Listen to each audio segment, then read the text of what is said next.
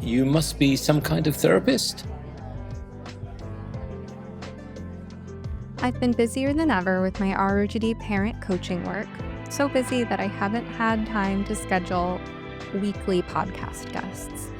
To fill some of those gaps, I'm doing a series of shorter solo episodes, each focused on a particular theme that comes up when I'm coaching parents of trans-identified youth. For each of these, I've scripted a draft that I'll be reading from and modifying as I go. I hope it sounds good as I read it aloud. Bear with me, as this isn't my usual podcast style, but I do think it'll be useful for a lot of people, as well as helpful for me while I'm juggling so many different irons in the fire. So with that said, today I'll share a metaphor that captures something important about how desistance actually works in practice, as opposed to the fantasy version that many parents carry in their heads. The fantasy goes something like this, that one day your child will have a sudden realization. They'll come to you in tears and say, "I was wrong, you were right, I'm not trans, I'm sorry I put you through this." And then they'll hug you and it'll be over forever and ever. As I've said in another recent episode on a similar topic, that is often not how it works in practice for most families. What actually happens is slower and messier and less satisfying, but still relieving nonetheless if you've learned how to notice the signs. And the reason that it has to be slow is something we're going to talk about today. In another recent episode, I talked about its need to be slow in terms of preserving their sense of cohesion and saving face. That is connected to this topic, but today I'll approach it from a different angle. So sometimes I use the metaphor of a creature that lives in a shell. You can think of a turtle, a hermit crab, a mollusk. When a hermit crab outgrows its shell, it has to find a new one before it can leave the old one. There's that terrifying moment of vulnerability between shells where the crab is completely exposed. And that crab instinctively knows, I don't leave the old shell until the new one is ready. Now imagine if the process worked differently. Imagine if the creature had to build its new home brick by brick while still living inside the old one. It could only move into the new home when the new structure was complete, or at least complete enough to feel safe. That's a metaphor for what's happening with your child and the house of identity, the sense of protection from vulnerability and exposure that it provides them to have a shell around them. The trans identity is the shell that you want to be the old one they grow out of. It's restrictive, it leads to medical problems, it cuts off possibilities, it requires constant maintenance and performance. But that is a shell that is giving your child a sense of protection right now, and it's doing something for them psychologically, providing a structure that answers the question, who am I? Even if that answer is wrong. When you see all of those encouraging signs of hope and desistance that I train you to look for in ROGD repair, you are watching your child build that new shell. So every time your daughter goes to the gynecologist without saying anything about her gender issue, getting more and more comfortable talking about the functioning of her female body, that's a brick in the new identity. When she paints her nails, experiments with jewelry again, digs around in your closet as her mom, uses her natural voice around other people instead of deepening it. When she sets goals for herself that seem realistic, or cares for a pet with obvious maternal warmth. Those are all bricks in the new identity growing into womanhood. And you're watching her lay those bricks one at a time, and you want to scream, just move in. The structure is good enough. You don't need the old shell anymore. This'll do. But she does feel that she still needs that structure, or at least she believes she needs it. She's too guarded, self-conscious, and worried about what it would mean to be that exposed to make that leap before she feels ready. Remember, as I said in another recent episode, that adolescents typically have a lot of cognitive biases, a lot of thought distortions, the sorts that cognitive behavioral therapy, at least classically, used to teach people to understand. And one of these is the spotlight effect, the sense that you're under a microscope, that everyone's watching you, judging you. So teenagers are incredibly sensitive to embarrassment and scrutiny. The more fragile their ego, the more this is the case.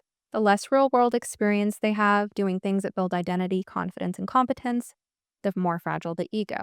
so you can put this all together and understand what it means. So, as an example, and any examples I give here are anonymized, de identified, with some facts tweaked. So, nobody should be able to identify themselves when I talk about these examples. One example would be a family whose college age daughter was doing all of these things. She made an ins and outs list for the new year that was notably both more mature and more feminine than her previous year's list. She'd started wearing feminine cut t shirts for the first time since her early teens. She was even threading her eyebrows. She was talking about wanting to be more socially authentic and vulnerable, feel more deeply connected to her peers in ways that we don't think the trans identity would really allow for because it forced her to put on a mask. She was rescuing kittens and being openly maternal with them. She was even making jokes with her mom about gynecological issues. Yet she still used male pronouns and presented as masculine at school. She still had not reckoned with the new identity taking the place of the old one. Her parents were understandably frustrated. I would remind them this is the process. She's building the new home to move into. The new shell is taking its shape. The fact that she hasn't moved in yet doesn't mean the building blocks don't matter. It means she needs more of them, or she needs more time to realize that what she's built is strong enough to hold her. What I want you to know as a parent about your role during this phase is that your job is to notice those building blocks and reflect them back without connecting them to gender specifically. That will trigger self consciousness. So, this is crucial. If your daughter starts wearing makeup and jewelry again, and you point out, see, you're being feminine, you don't need to be a boy, you've just demolished the brick she laid. You've made it unsafe. You've triggered self consciousness, sending her back into the familiar shell that you want her to walk out of. So now she associates that behavior of experimenting with jewelry and makeup with pressure to give up the identity that has meant so much to her. So instead, you notice and you reflect positively without connecting these things to trans, despite the temptation to do so. You might say, that looks great on you. With compliments such as cute, pretty, or beautiful, you always want to give the compliment just at the edge of her comfort zone. So if she recoils at the word beautiful, you don't tell her she looks beautiful or even lovely. You might say she looks nice. But if she's been handling you look nice well for a while, then you might risk one day you look pretty and see how that lands. Other things you can do are compliment her tastes without bringing attention to her body. These girls, especially, but also the boys, are self conscious about their bodies. This is a little bit of a tangent, but I think of taste as something that tends to be associated not only with femininity, but also embodiment. You have to be present in your body, aware of your five senses to know what looks, sounds, feels, smells, and tastes good to you. A lot of these girls are repressing their tastes, and this is especially interesting when they are either girls who were particularly girly when they were younger or girls who are artistically inclined. I have several families right now with very artistically inclined daughters. The artistically inclined girls have a keen sense of beauty. They have incredible taste and they are repressing it because it's in conflict with the trans identity, which again is subject to the load bearing delusion. It's doing a lot for them. So these girls are repressing a part of them that might have tastes in feminine clothing, jewelry, and things like that. One thing you can do to help this aspect of her taste and femininity come out is to not make it about herself, her body, or her appearance, but let it be about something else. So if you're a mom and you think your daughter has good taste that she's repressing, instead of trying to help her get dressed, unless she wants your help with that, ask her for help picking out an outfit for you, picking out jewelry for you, or take her grocery shopping with you and spend an extra moment lingering near the soaps and scented products, just smelling things together.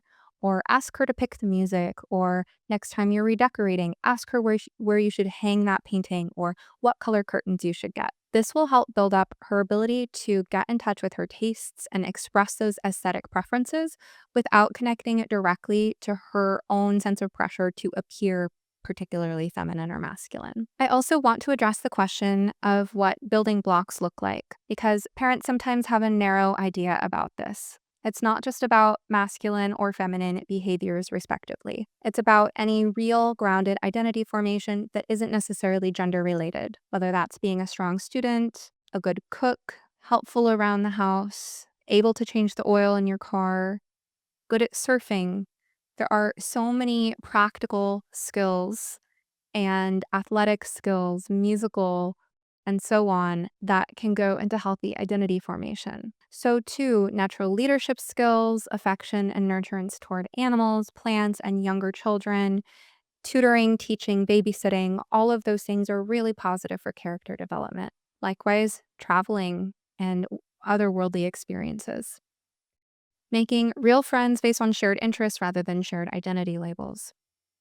All of these are building blocks of a self that doesn't need the trans label to be someone. The more your child's life is filled with real experiences, competencies, relationships, and sources of self-esteem, the less they need the trans identity to fill the void. That's ultimately what the trans identity is doing for many of these kids, filling a void where real identity development should be.